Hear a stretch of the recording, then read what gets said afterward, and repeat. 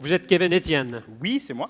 Vous avez l'air de savoir où vous allez dans la vie, Kevin. Je vous ai vu monter sur scène avec une dégaine remarquable. Merci beaucoup. De rien, c'était pas vraiment un compliment, c'était un constat. Je trouve que vous avez l'air pas mal de savoir ce que vous voulez dans la vie. Vous vous rappelez, tout à l'heure, j'ai parlé de vous, hein, sans vous nommer. Vous l'avez fait? Je l'ai fait. Je ne sais pas si les gens s'en souviennent. J'ai dit qu'il y avait quelqu'un d'entre nous qui était porte-parole, conseiller d'une PME féministe qui vend des vêtements traditionnels en ligne. Ça, c'est vous. C'est moi. C'est vous, ça. Je tiens à faire une rectification. Par contre, si vous avez mis la barre vraiment haute, le site n'est pas actuellement en ligne. Mais vous êtes le porte-parole. Mais je suis le porte-parole. OK, c'est cool. Et c'est quelque chose qu'on voudrait faire pour la période des fêtes. Donc, les gens vont être beaucoup plus enclins à faire des cadeaux. Est-ce que vous portez leur mode présentement? En ce moment, ce que je porte sur moi a été fait dans le village de Kunturo, dans la province de l'ouest du Rwanda. Puis, ça a été fait par Béatrice. Donc, je ne sais pas si elle regarde en ce moment, ça m'étonnerait avec le décalage horaire, mais Murakoze Kiane. C'est formidable parce que plutôt que d'avoir une marque, on a le nom de la couturière. Exactement. On peut dire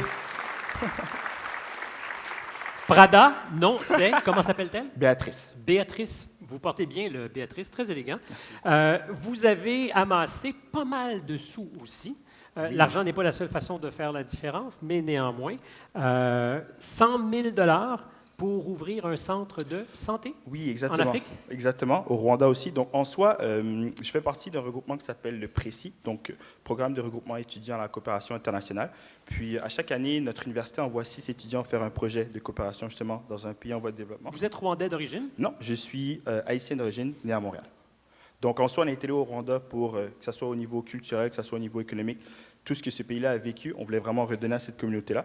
Puis, en amont, après le projet de construction, il y a un groupe féministe qui s'est fait de lui-même sur le chantier. Mais étant été élevé par ma mère et ma grand-mère, j'ai toujours été vraiment touché par les actions que ces femmes faisaient pour leurs enfants et leurs familles. Donc, j'ai parlé à ma mère, j'ai envoyé un message, j'ai dit « Maman, il y a quelque chose de malade qui se passe ici. » Puis j'ai été le porte-parole d'une organisation féministe. En étant un gars, mais c'est la question que je pose. Les alliés sont importants. Oui, tout à fait. Donc, voilà. De là, l'idée est venue. On a formé cette PME. Puis, au moment où je vous parle, il y a 10 femmes qui font de la couture, que ce soit au niveau des dashiki, qui sont des vêtements traditionnels, ou que ce soit les agaseki, donc des paniers d'osier. Et ça sera en ligne, vous dites, on l'espère, pour Noël. Pour Noël.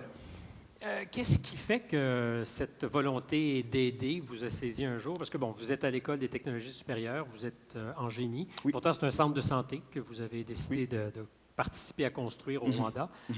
D'où vient cette envie? Je vous dirais que j'ai été élevé, comme je dis, par des femmes qui étaient très portées sur leur communauté, sur le redonner au suivant. Puis malgré les difficultés qu'elles ont eues pour me donner l'éducation que j'ai aujourd'hui, elles ont toujours mis la main à la pâte, que ce soit pour mon éducation, pour mon bien-être, mais pour la communauté autour. J'ai été élevé dans cette mentalité-là. Je veux être ingénieur, en fait, dans la même optique.